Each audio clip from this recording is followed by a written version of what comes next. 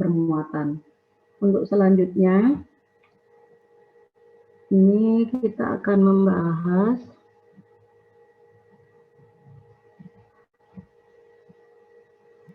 ini yang muatan kontinu ya. Muatan yang kontinu kemarin sudah Batam, sekarang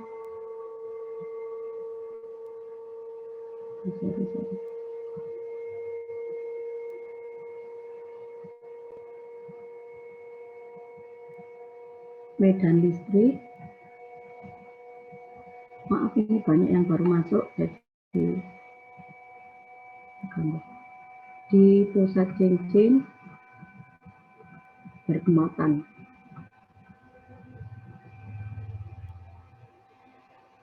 Misalkan ini ada, anggap bagus gambarnya,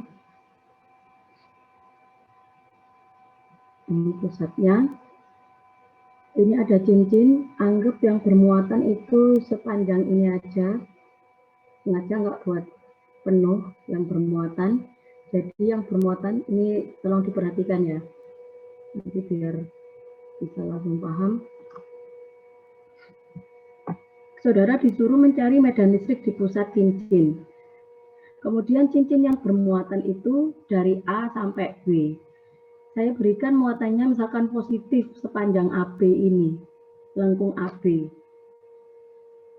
Acuannya, kalau kemarin waktu batang adalah garis A untuk menentukan theta, kalau di cincin garis ini acuannya. Ini bukan sumbu ya, ini garis bantu vertikal di bidangnya, di bidang cincinnya. Jadi ini sebagai acuan untuk penentuan theta. Sama tepian yang bermuatan saudara hubungkan ke titik yang mau kita cari medan listriknya. Ini. Kemudian langkah berikutnya adalah tentukan elemen muatannya. Saya buat elemennya di sini. Mau di sebelah sini juga boleh sebenarnya. Nanti yang bikin berubah adalah R vektor posisinya. Sama seperti batang kemarin. Jadi ini elemen, jarak elemen terhadap titik yang mau kita cari medan listriknya. Ini titik P gitu ya. Saudara disuruh mencari medan listrik di titik P, EP. Akibat cincin bermuatan. Ini adalah R, jarak elemen muatan terhadap titik P adalah R, sama. Kemudian tetanya dari mana? Ini tadi sudah saya beri garis bantu, garis tanda panah O ini sebagai acuan menentukan theta. Ini adalah theta. Kemudian untuk theta A-nya, ya dimulai dari sini, garis ini, ke tepian A. Ini adalah theta A. Kemudian theta B dari garis acuan ini sampai ke tepian B. Ini theta B. Sampai sini oke? Iya, Bu. Muatannya positif, maka E di titik P ini menjauhi. Jadi ini, dari garis R ini, saudara perpanjang. Ini adalah DEP, karena punyanya elemen D. DEP, cuma sebagian. Maka kita proyeksikan, ini DEPX, ini DEPY. Yang dekat dengan sudut adalah komponen Y, di sini theta. Sehingga kalau mau saya gambarkan seperti ini. Ini DEP, kemudian ini DEPY. Ini tetanya. Di sini variabel yang berubah banyak, ada dua komponen, theta sama L. Karena kalau mau saya rubah elemennya agak ke bawah dikit, tetanya kan pasti berubah. Kemudian L-nya yang mana? L-nya ini ya, panjang dari AB. Intinya ini sepanjang AB itu L gitu ya. Maka ketebalan dari muatannya ini adalah elemen muatannya adalah DL. Saya tulis dulu variabel yang berubah theta dan L. Untuk vektor medan listriknya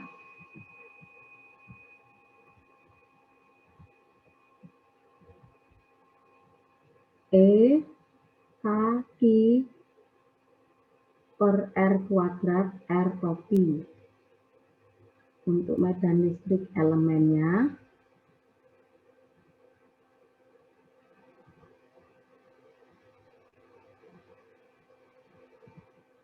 elemen DG ya, karena elemen jadi hanya sebagian saja, maka E ini menjadi DE karena elemen saja. K DG per R kuadrat R topi. Sekarang kalau mau saya buat elemennya di sini misalkan, jarak elemen terhadap titik pusat cincin ini kan juga R, maka R di sini bukan variabel yang berubah. Berarti yang berubah di sini cuma DG saja. Kemudian karena cincin ini juga masih variabel panjang, maka yang kita gunakan kalau masih ingat kemarin ada 3 variabel ya, lambda, sigma, dan rho. Kita gunakan Q per L, muatan persatuan panjang. Ini kalau keseluruhan. Kalau cuma elemen berarti ini dq per dl. Sehingga ini boleh saya tuliskan dq itu sama dengan lambda dl. Lalu penentuan R vektor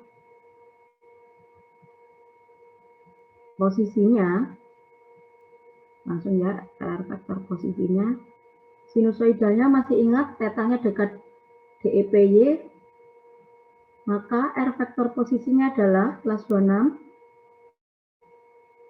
DEPX jauh dari sudut arah ke kiri. Min Theta I, kemudian min ke bawah ya, min cos dekat dengan sudut, cos theta J. Sudah, semuanya sudah ada. Kemudian masih ada variabel L tadi muncul di sini. Kita mau membawa ke hubungan ini. Masih ingat di fisika 1, fisika 1, di gerak melingkar, misalkan ada partikel bergerak dari A ke B, ini theta, ini jari-jari, kemudian lintasannya, kalau di fisika 1 lintasannya S kalau nggak salah di fisika. Hubungannya adalah S theta R.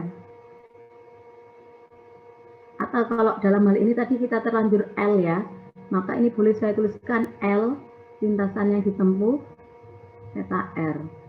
Karena untuk elemen dl, R-nya kan variabel yang konstan, R di theta.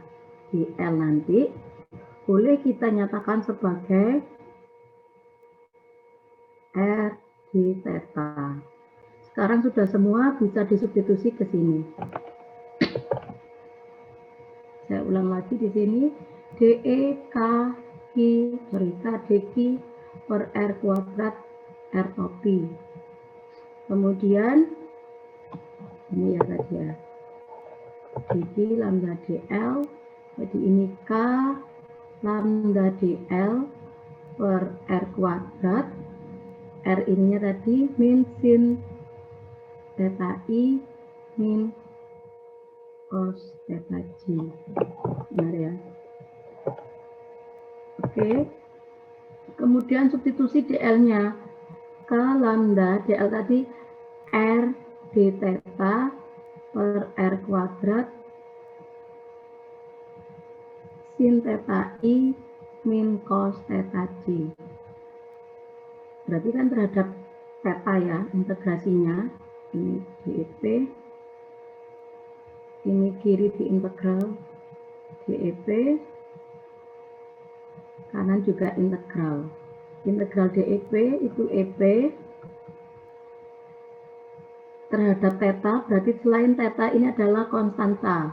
Ini kecoret, tinggal satu penyebutnya k lambda per r, integral, saya tulis ini dulu, min sin theta i, min cos theta j, d theta. Ini adalah medan listrik di pusat cincin. Batasnya dari mana ke mana? Sama konsepnya seperti batang. Tadi kan acuannya adalah garis O ini. Theta, kemudian dengan tepian A ini theta A, dengan tepian B ini theta B, maka pergerakannya adalah dari A ke B, sehingga batas integrasinya dari theta A sampai theta B. Sampai sini bisa dipahami? Ya, Bu. Ya, Bu. Oke. Nanti tinggal saudara mengintegralkan integral min sin cos, integral min cos, min sin. Jadi nanti silakan dituliskan sendiri sampai hasil akhirnya. Kalau di buku ini sudah dituliskan cos kurang, min sin kurang, tapi nanti akan rancu biasanya kalau dirubah soalnya. Nanti kalau tidak paham konsep takutnya malah salah kalau menggunakan rumus jadi. Jadi saudara harus bisa menentukan R vektor posisinya sama batas integrasi ini. Permisi Bu, boleh diulang yang min sin sama min cosnya dari mana? Oke. Ini tadi yang saya buat contoh muatannya positif ya di sepanjang AB, cincin AB ini. Karena muatannya positif, yang mau kita cari kan medan listrik di titik pusat cincin, di titik P. Muatannya positif, elemennya ada di sini, maka menjauhi. Kalau muatannya positif kan menjauhi. Saya gambarkan ulang di sini.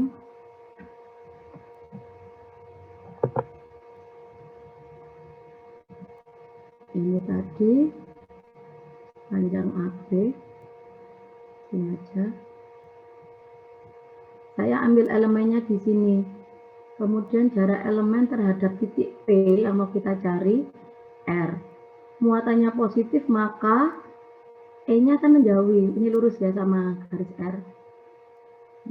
Gambarnya nggak lurus. Ini DEP menjauhi karena muatannya positif.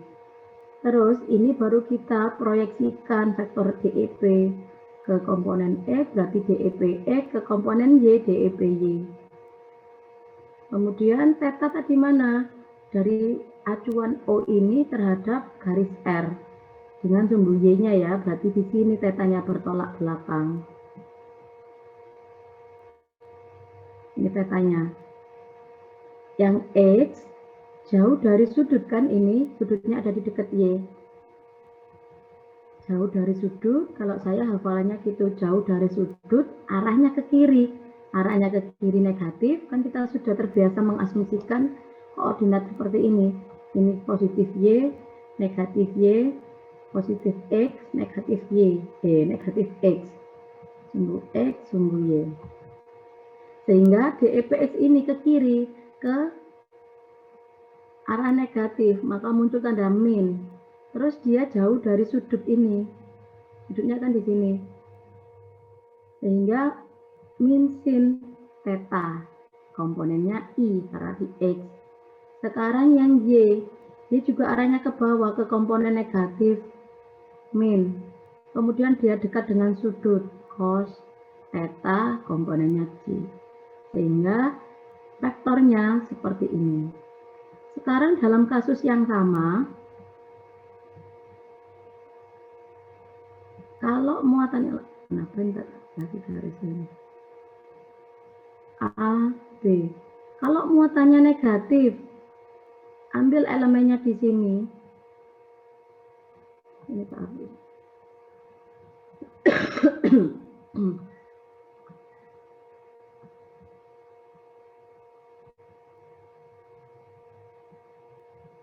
Kalau muatannya negatif, ini misalkan, ini R, jaraknya kan ini, elemen terhadap titik pusat cincin, titik P ini. Karena muatannya negatif, maka medannya akan mendekati. Otomatis DEP-nya arahnya masuk sini. Sini. Ini DEP-nya mendekati elemen. Kalau muatan di cincin itu negatif. Sehingga proyeksi vektornya seperti apa? Proyeksinya DEPX ke kanan sesuaikan dengan arah vektor DEP-nya gitu ya.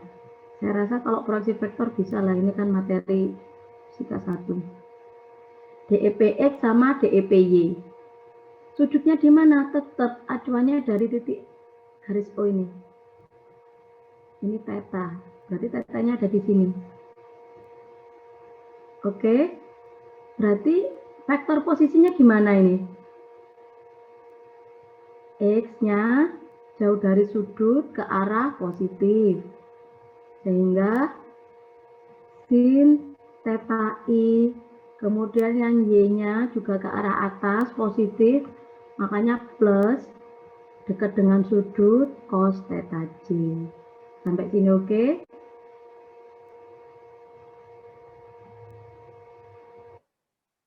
Untuk batas integrasinya sama, karena acuan tetanya kan tanda panahnya gini. Dari integral dari theta A sampai theta B. Kecuali kalau saudara ngambil elemennya di sini.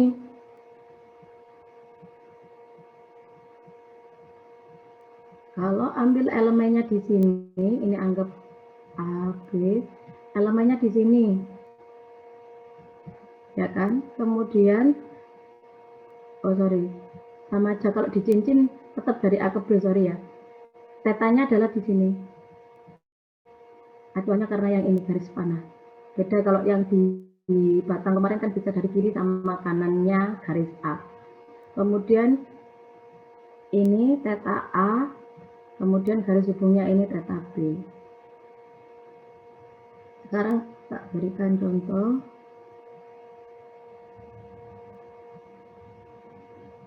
Misalkan yang bermuatan itu seperti ini.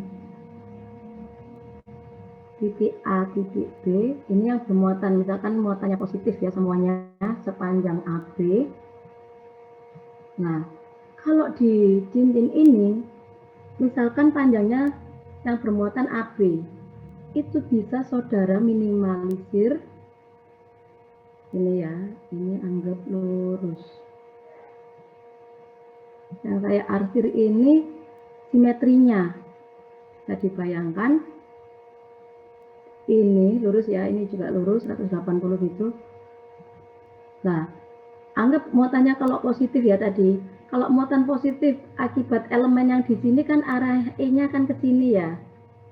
Kemudian ini anggap area 1, ini anggap area 2. Maka DEP1 arahnya ke sini. Kalau positif yang di sekitar B ini area 2, maka E-nya akan ke sana. Ini DEP2. Jadi, untuk cincin yang bermuatan yang simetrisnya ini saling meniadakan. Sehingga waktu menuliskan batas integrasi boleh saudara mulai dari A aksen, B aksen ini loh.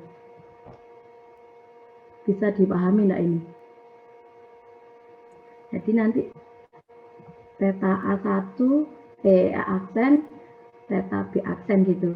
Karena ini sudah nggak usah dihitung, nggak masalah, karena ini saling meniadakan. Atau kalau itu tambah bingung saya, ya udah nggak apa-apa dari theta A sampai theta B. Biasanya ini membantu kalau persoalannya ini kayak apa, gampang gitu, ini 3/4 lingkaran ya. Ini bermuatan semua. Ini tak kasih contoh yang bisa dibayangkan lah, gampang dibayangkan. Anggap saya punya cincin bermuatannya 3/4 lingkaran ini dari A ke B. Muatannya mau positif atau negatif sama, nanti dia akan saling meniadakan. Coba kalau negatif aja lah. Kalau muatannya negatif semua kan mendekati. Berarti ini kan daerah sini DEP1.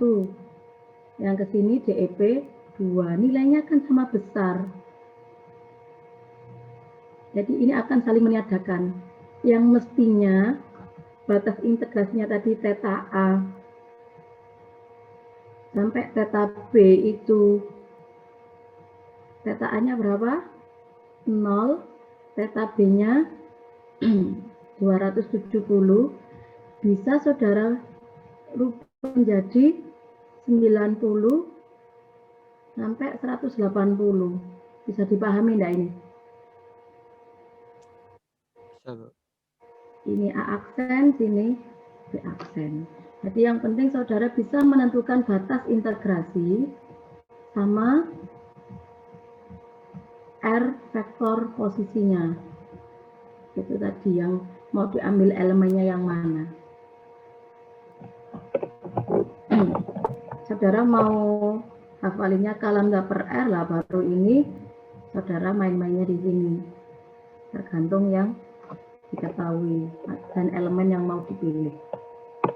Oke.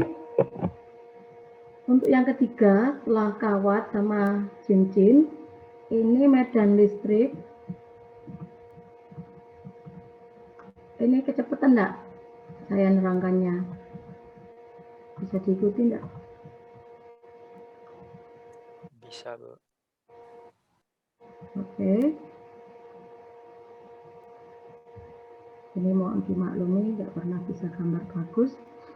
Jadi ini ada sebuah cincin, saudara disuruh mencari medan listrik di sumbu. Kalau yang sebelumnya kan tadi di pusat cincinnya ya, mencari E di pusat cincin. Sekarang di sumbu cincin, anggap di titik P inilah. Oke, di titik, kenapa sih? Di titik P, mencari E di titik P. Jari-jari cincinnya saya buat A, kemudian jarak pusat cincin terhadap titik yang mau kita cari E-nya itu saya buat B, kemudian saya ambil elemen muatannya di sini. Kemarin dari yang batang, jarak elemen muatan terhadap titik yang mau kita cari E-nya adalah R. Kemudian ini sebagai bantuan, sudut yang dibentuk oleh sumbu cincin sama R ini adalah beta. Sekarang kita tuliskan variabel yang berubah. Variabel yang berubah itu hanya dq. Kenapa? Karena mau saya ambil elemennya di sebelah sini, jari-jarinya ini kan tetap A, akan sama mau kita ambil dari titik manapun. Kemudian jarak pusat cincin sama titik yang mau kita cari E-nya kan juga tetap B, mau diambil elemen dimanapun.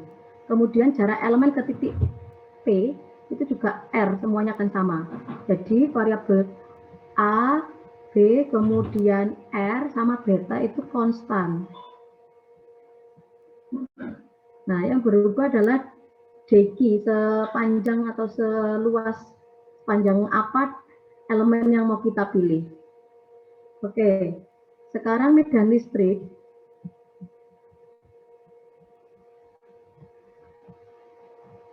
oleh elemen dq. Langsung ya, langsung ke elemennya. DEP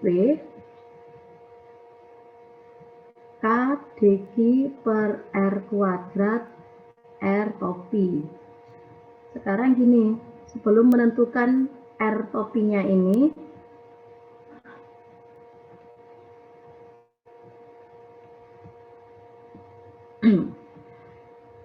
anggap muatannya positif. Berarti kan menjauhi, otomatis ini DEP, kemudian ini tadi sudah bagus, DEPY, kemudian ini DEPX. Datanya di sini, bertolak belakang di sini, dekat dengan Y. Oke. Ini kalau Saya gambar ulang. Sehingga vektor posisinya gimana kelas 26? Min sin theta I. Min sin theta I plus cos theta J. Min sin beta I plus cos beta B, beta J ya. Oke. Sudah betul. Sekarang coba lihat, ini saya buat elemen 1 gitu ya. Sekarang di cincin ini saya berikan lagi di arah simetrinya. Ini kan pasti A juga, saya anggap elemen 2. Terus ini juga R kan? Kan sepanjang atau selingkaran cincin ini kan muatannya pasti sama, muatannya juga positif. Otomatis ini juga menjauhi. Ini DEP, akhirnya saya tambahi DEP 1, DPX 1, DEPY 1. Ini DEP 2. Ini untuk yang 1. Sekarang yang 2 arahnya seperti ini. DEP 2 ya. Terus ini saya proyeksikan ke sini. DEPX, DEPY. Ini perhatikan dulu. Kemudian betanya di mana? Bertolak belakangnya di sini. Ini tadi juga di sini. Ini kondisi 2. Sehingga kalau saya tanya R posisi dari R OP-nya, jadinya apa? Sin beta I plus cos beta J. Oke. Sekarang saudara perhatikan antara 1 dan 2. Sin beta kalau saya gambarkan kan di sini ya. Ini nanti ada 2, yang 1 DEP Y2, ini DEPX 2. Nah, komponen X ini akan saling meniadakan. Secara nilai dia sama, arahnya berlawanan. Coba saudara lihat, ini sin beta positif, ini min sin beta I. Yang di komponen Y ini dua-duanya ke atas, jadi saling menguatkan. Nah, mau saudara ambil di sini elemennya, nanti dia juga akan saling meniadakan dengan komponen simetrinya yang di sini. Di komponen X-nya. Jadi kesimpulannya, ini tak tulis ya, yang komponen X, komponen X saling meniadakan. Sehingga sisa yang komponen J-nya. Di sini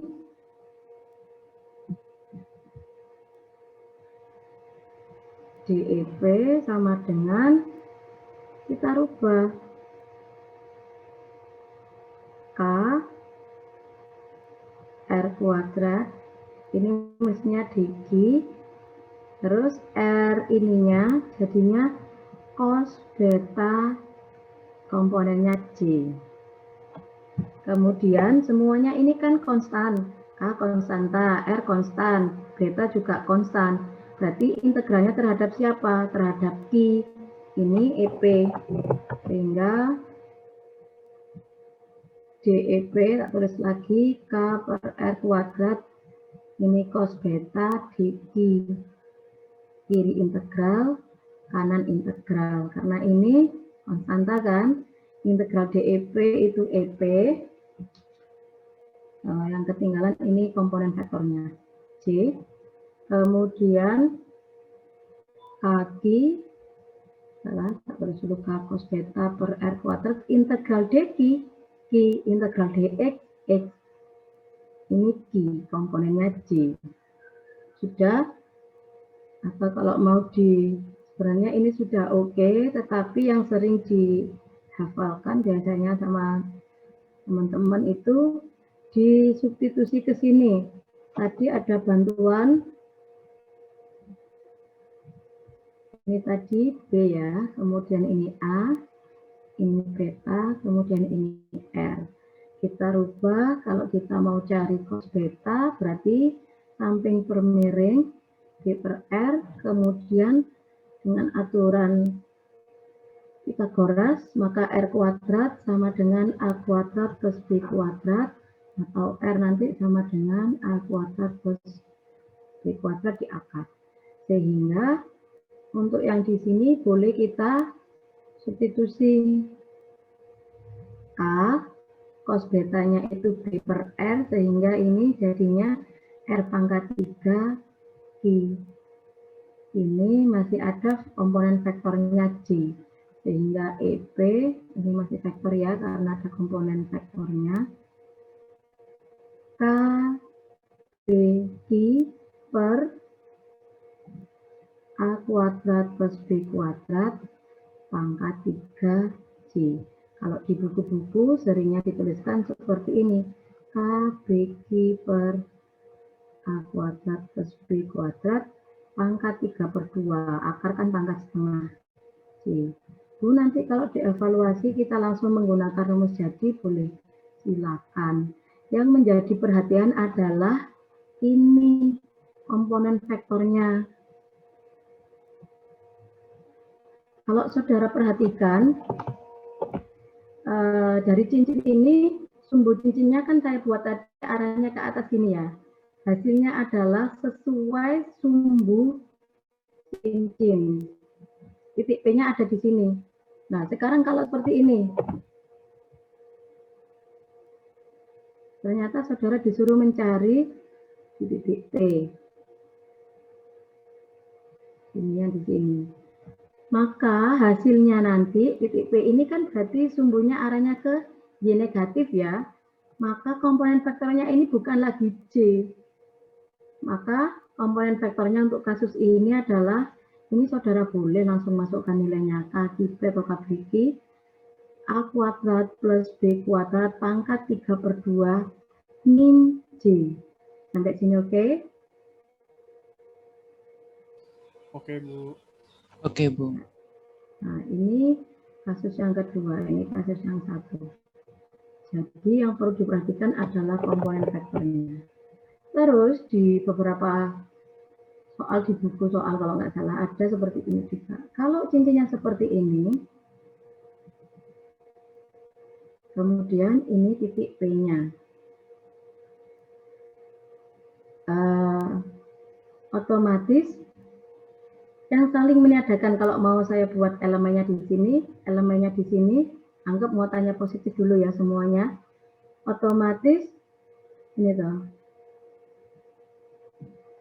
anggap baiklah, anggap lurus.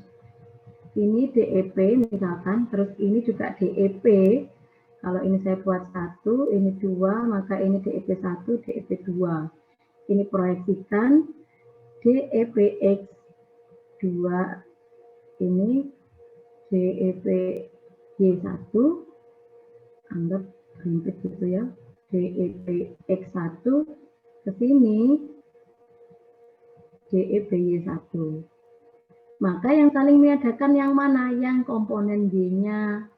Yang saling menguatkan DEP X. Sehingga rumusan tadi jadinya KQ B per A kuadrat plus B kuadrat pangkat 3/2. Ini komponen vektornya adalah I ke X positif. Nanti kalau sebelah kirinya mestinya saudara juga bisa. Selama tahu muatannya apa. Itu tadi semuanya masih positif. Ya kan? Ini nanti min I gitu ya komponen vektornya kalau dia masih muatannya positif. Sekarang kalau muatannya negatif, makanya selalu paham konsep. Saya juga nggak pernah hafal rumus jadi. Jadi kalau saudara paham konsep, nanti akan mudah mau soalnya dibuat seperti apa. Bentar, ya,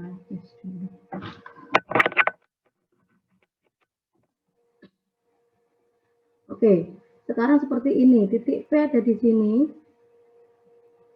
Jangan sini aja P-nya.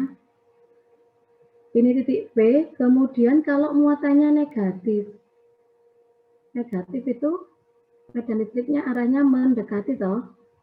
Jadi kalau saya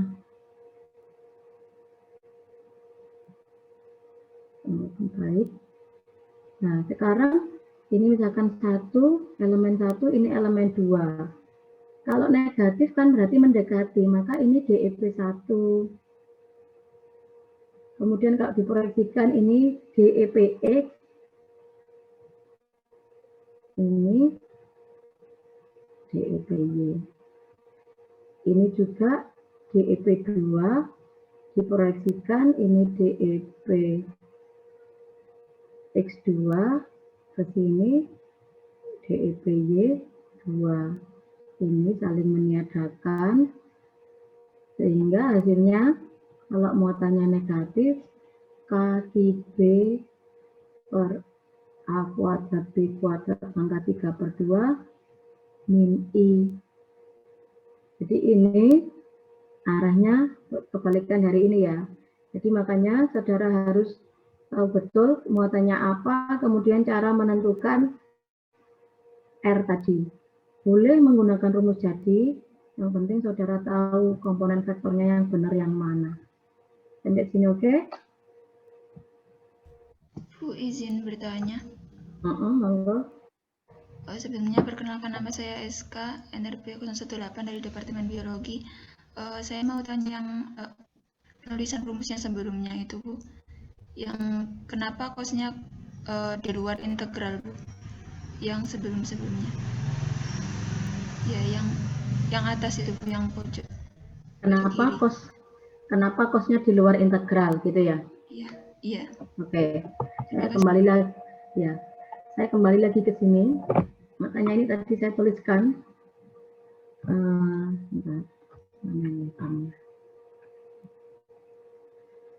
variabel yang berubah hanya DQ. Makanya ini saya tuliskan variabel yang berubah hanya DQ. Kenapa? Karena mau saya ambil elemen di titik manapun, 1, 2, atau di sini, atau di sini elemennya, kan jarak elemen terhadap pusat cincin itu A. Jari-jarinya kan A semuanya kan ya, mau di setiap titik manapun, di sini juga jari-jarinya adalah A, itu konstan, makanya di sini A konstan.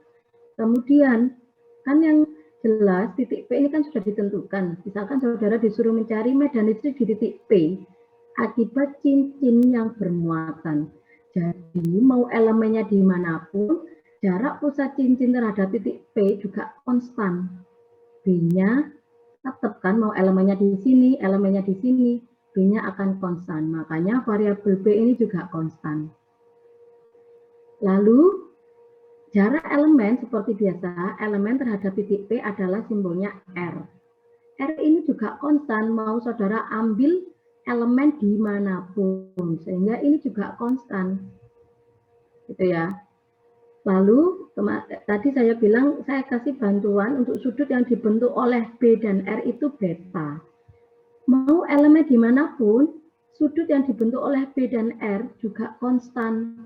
Mau titik 1, titik 2, titik sini, titik ini, betanya juga konstan. Sehingga variabel A, B, R, dan beta ini adalah konstan. Kemudian kalau dituliskan di sini tadi, K, DQ ini kan rumus dasarnya dari elemen medan listrik untuk elemen DEP K DQ per R kuadrat R.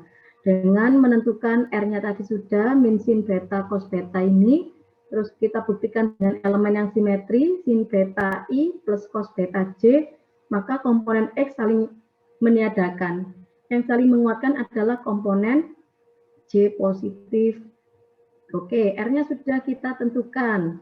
Sekarang K ini konstanta, 9 kali 10 pangkat 9, R kuadrat ini adalah jarak elemen terhadap titik P, tadi juga konstan. Sekarang DQ-nya yang berubah, jadi ini kita substitusi hasilnya ini ya. Oke, kemudian saya ulang di slide selanjutnya. Ini, kenapa bisa keluar integrasi? Karena dia konstan. Yang berubah siapa? DQ saja. Maka yang diintegralkan ya DQ saja berarti. Karena ini konstanta, selain Q adalah konstanta, boleh keluar dari integrasi. Makanya yang diintegralkan adalah DQ, integral DX, X, integral DQ, I, gitu ya. Integral DEP ya EP, jadi ketemulah rumus yang saya kotain. Sampai sini oke? Iya, Bu, paham, Bu. Terima kasih, Bu. Oke. Ya. Ada pertanyaan lain?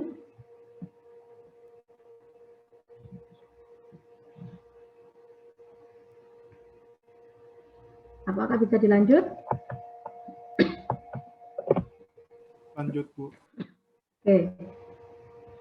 Untuk yang lainnya nanti silakan dicek di buku. Ini mestinya ada medan listrik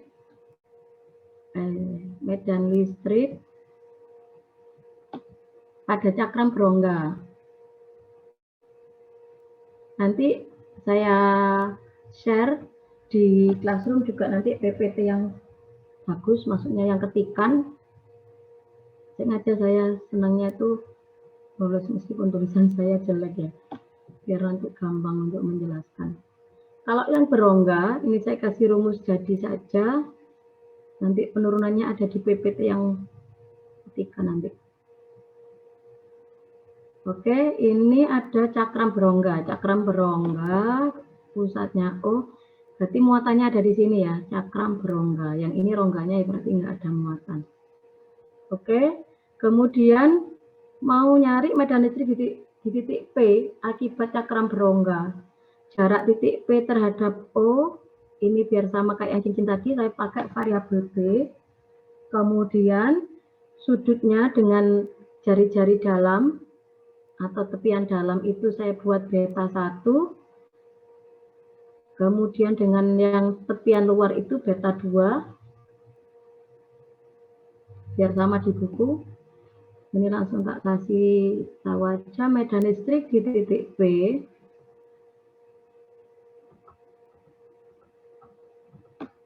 Langsung ya EP, nanti ada kok turunan rumusnya, kalau silakan dipelajari. Kalau saya turunkan semua nanti kita salah cepat nanti dengan yang kelas lain. Cos beta 1 min cos beta 2. Nah, yang penting adalah ini cara menentukan R, komponen R-nya ini. Oke ya. Saya kasih catatan dulu. Untuk sigma, kemarin masih ingat, kalau sigma itu rapat muatan atau muatan persatuan luas ya. Kalau lambda tadi kan muatan persatuan panjang. Ini persatuan luas. Jadi sigma itu Q per A. Q-nya itu ya berarti muatan yang memenuhi di cakram berongga. Kemudian A-nya siapa? A cakram berongga. Berarti A-nya nanti ya lingkaran besar kurangi lingkaran kecilnya ini. Yang ada muatannya kan yang diarsir. Saudara, kalau saya suruh mencari yang arsiran ini kan berarti lingkaran gede kurangi lingkaran kecil itu ya. Saya rasa udahlah. Kemudian epsilon nolnya itu, oh ya, belum saya jelaskan. Di beberapa buku mungkin nggak pakai K ya. K itu ekuivalen dengan 1/4 pi epsilon 0. Ini mungkin di beberapa buku nanti kayak kemarin kita K lambda per A bla bla bla itu ya. Ya biasanya nanti 1/4 pi epsilon 0 lambda per A bla bla bla. Nah itu sebenarnya K sama aja dengan 1/4 pi epsilon 0. Dengan epsilon 0 itu permitivitas.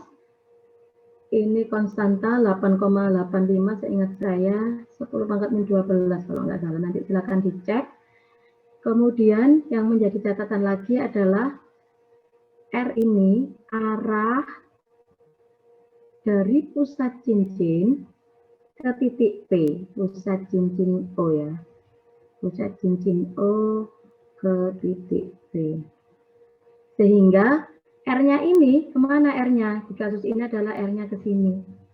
Ini adalah arah R.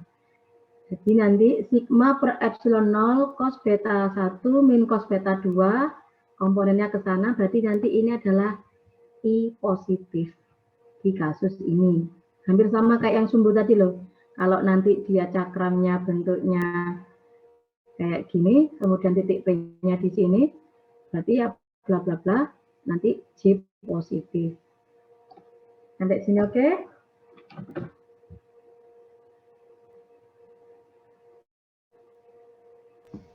Iya, Bu. Oke. Sekarang kalau cakramnya penuh dengan radius R, pertanyaannya, Kalau cakram penuh dengan radius R,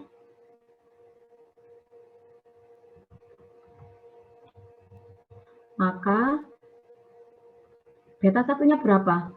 Beta 2-nya berapa? Oh, beta satunya, sorry. Gini. Nah, sebentar.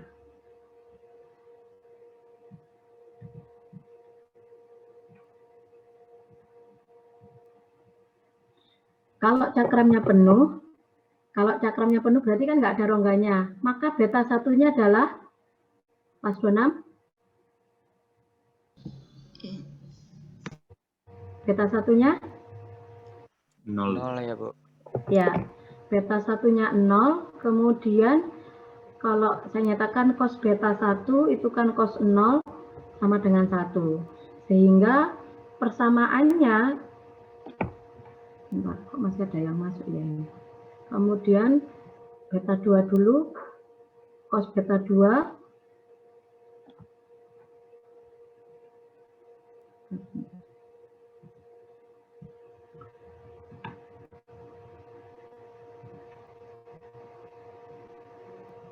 cos beta 2-nya jadinya apa? Cakram, bentar. B, yang tadi B, kemudian ini kan jadinya beta 2. Beta satunya 0 ya. Beta 2, kemudian dengan radius R ya tadi, dengan jari-jari R, maka ini R. Maka cos beta 2 adalah B per sisi miring B kuadrat plus R kuadrat. Sehingga persamaannya akan menjadi siapa? Sigma epsilon 0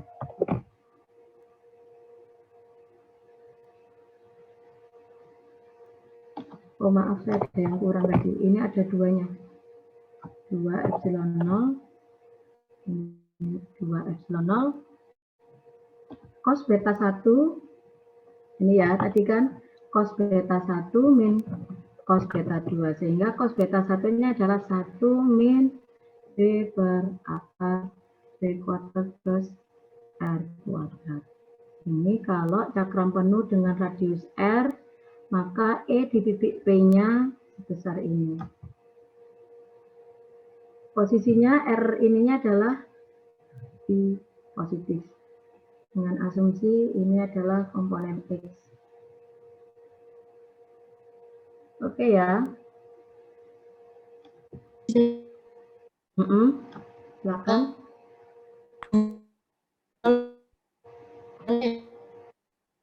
Ya, makanya ini tadi saya kan bilang medan listrik pada cakram berongga nggak saya turunkan detail, langsung menggunakan rumus ini. Jadi nanti untuk slide yang rapi yang ketikan akan saya share, nanti bisa saudara pelajari di rumah. Jadi saya cuma bantu nurunkan yang apa tadi kemarin batang, kemudian cincin tadi sama di jumbo cincin, gitu ya. Nanti bisa dicek juga yang di diktat fisika yang dari keluarannya Departemen Fisika ITS. Oke? Ya. Sekarang pertanyaannya, kalau cakramnya luas tak berhingga, bisa dibayangin nggak?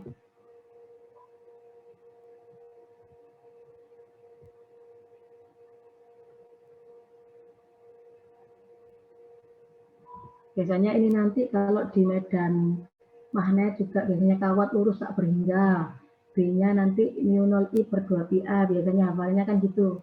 Nah, ini medan listrik isinya juga ada, cuma kemarin belum sampai ke beberapa aplikasi ya, nanti bisa latihan soal dengan asisten. Nah, ini coba kalau cakram luas tak berhingga, maka beta satunya berapa, beta 2-nya berapa? Luas tak berhingga, beta satunya pasti 0, karena kita nggak ngomongin rongga. Kemudian beta 2-nya berapa jadinya? Tak hingga, Bu. Oke, tak berhingga. Beta 2 ini 180 apa, Bu? 90, Bu. 90. Bisa dibayangin nggak ini terlampau jauh, anggap ini tepiannya kan jauh, maka beta 2-nya ini seolah-olah 90 derajat. Bisa bayangin nggak? Sama halnya dengan kawat lurus yang tak berhingga biasanya. Kalau yang kemarin kayak gini, titik P-nya kan seolah-olah ini tepian, garis tepiannya lah. Seperti ini. Nah, ini nanti 90 sama 270 yang peta-peta kemarin. Nah, itu nanti latihan soal dengan asisten ya. Nah, ini EP. EP-nya nanti jadinya sigma per 2 epsilon 0. Di sini adalah cos 0 min cos 90. Cos 0 itu 1, ya. Cos 90, 0. Benar ya.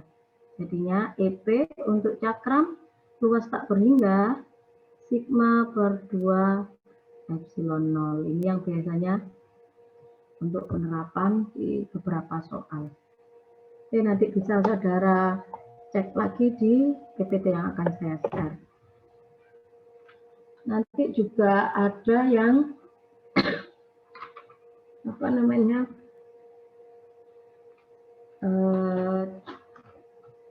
kapasitor plat sejajar. Jadi nanti banyak nanti untuk aplikasinya. Oke, nanti bisa ditambahkan di baca di buku yang saudara beli di yang keluarannya Fisika ITS. Sekarang masih ada waktu banyak. Masih ada 40 menitan.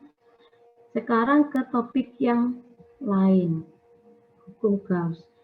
Jadi kalau di bab 1 ini ada 3 topik utama. Topik bahasanya gaya listrik atau gaya kolom, kemudian medan listrik, baik di muatan titik maupun muatan kontinu. Muatan titik itu ya berarti yang kemarin tinggal jumlah diskrit, jumlah biasa. Kemudian kalau yang muatan kontinu ya termasuk batang, kemudian cincin, sumbu cincin, cakram, dan nanti lihat aplikasinya bisa di plat sejajar, gitu ya. Kemudian yang ketiga, pokok bahasanya adalah mengenai hukum Gauss. Apa itu hukum Gauss? Hukum Gauss ini merupakan metode efektif untuk mencari kuat medan listrik di sekitar muatan kontinu yang simetri.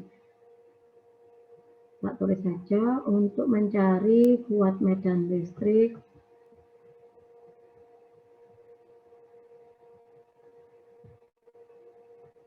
di sekitar muatan kontinu. Tapi ada clue-nya. Yang simetri, yang memiliki simetri. Jadi hukum Gauss ini bisa dipakai, metode ini bisa dipakai bila bendanya atau benda yang bermuatan ini memiliki simetri. Hukum Gauss ini menggunakan konsep garis gaya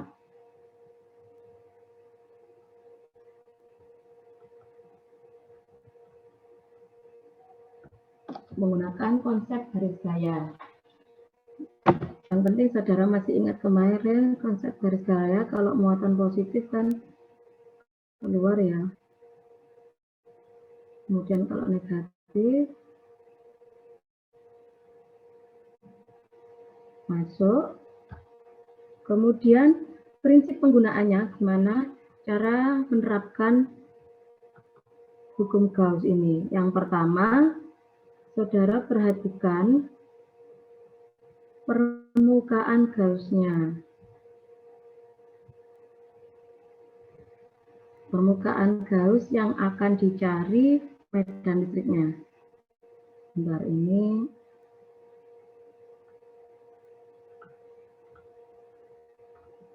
Dua, tentukan muatan yang dilingkupi oleh permukaan Gauss. Tentukan permukaan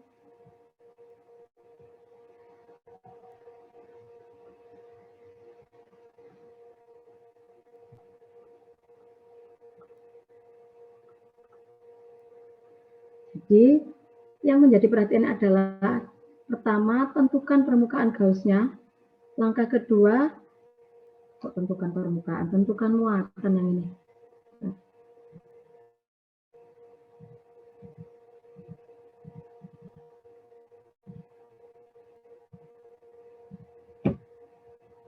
tentukan muatan. Nah, yang kedua adalah muatan yang dilingkupi oleh permukaan Gauss. Jadi setelah menentukan permukaan Gaussnya, saudara cari muatan yang dilingkupi oleh permukaan Gauss. Sekarang hukum Gauss itu dinyatakan seperti apa?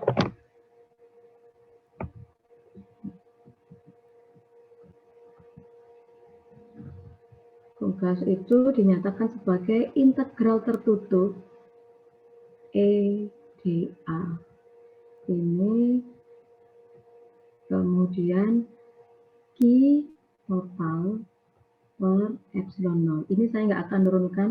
Kenapa bisa seperti ini? Nanti bisa dicek di PPT yang ketikan ya, nanti yang akan saya share. Dua-duanya akan saya share coretan ini sama yang ketikan. Oke. Ini adalah medan listrik E, kemudian dA ini adalah permukaan Gauss-nya. Q total ini muatan yang dilingkupi oleh permukaan Gauss. Muatan total ya.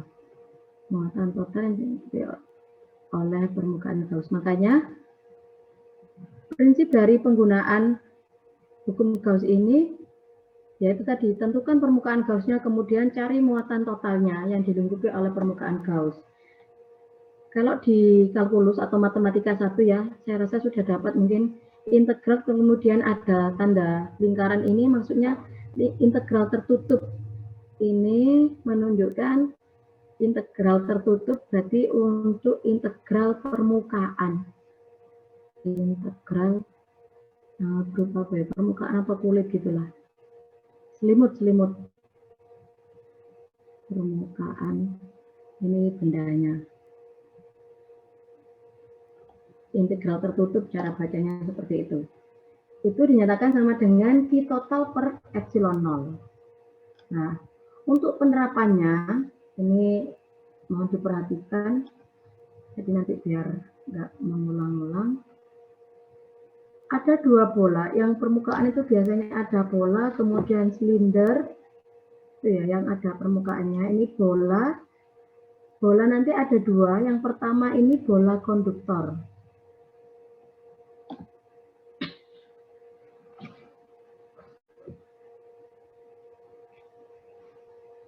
Bola konduktor itu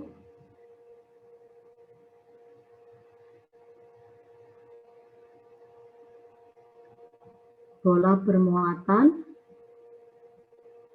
yang muatannya hanya ada di permukaan atau di kulitnya saja. Nah, tulis saja muatan berada pada permukaan atau di kulit bola saja. Kemudian kalau bola isolator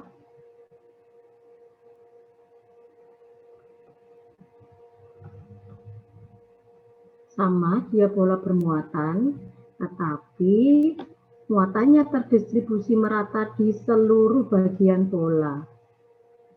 Muatan bola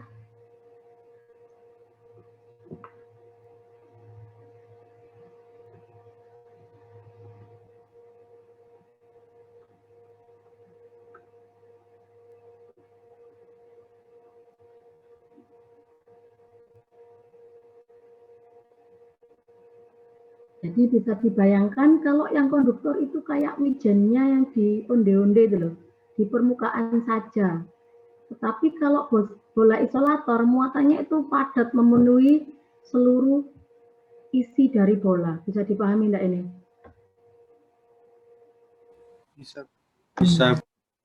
Oke, karena itu nanti menjadi dasar dalam menurunkan medan listrik yang mau kita cari pada setiap bagian bola.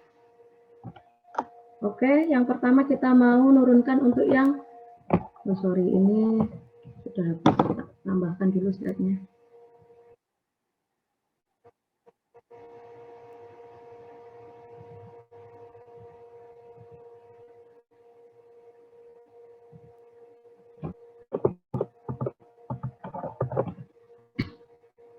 Oke, kita mulai yang bola konduktor dulu. Ini bola konduktor dulu ya, bola konduktor.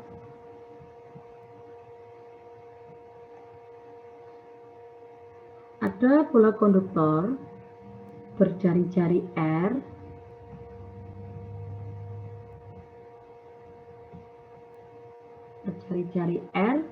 kemudian bermuatan Q.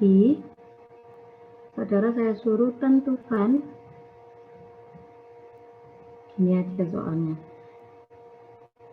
E di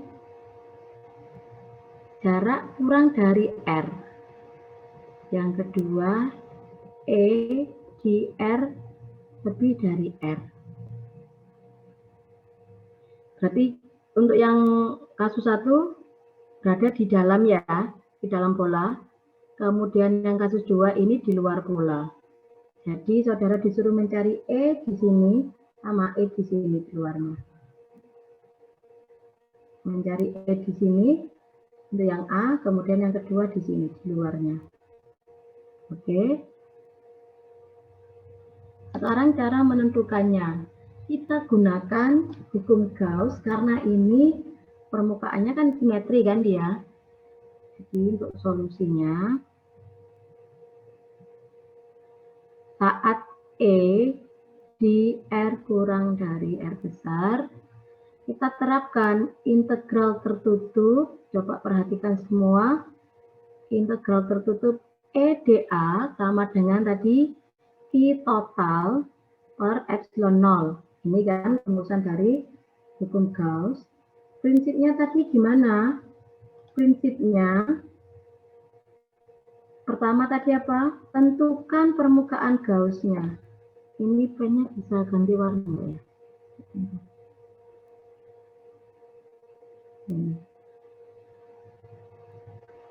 Oke.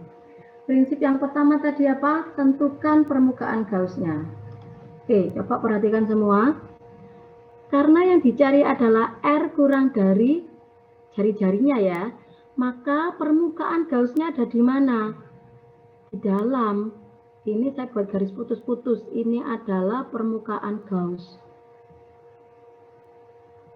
Ini permukaan Gauss. Permukaan Gauss itu tergantung posisi yang mau kita cari. R kurang dari R.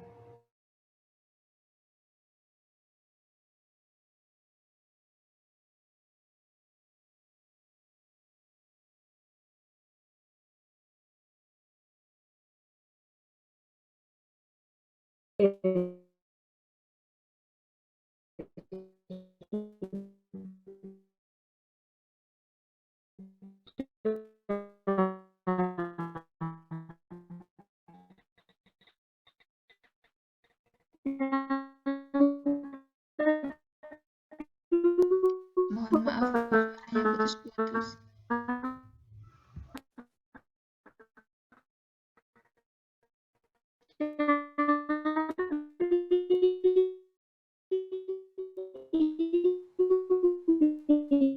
Suaranya kurang jelas.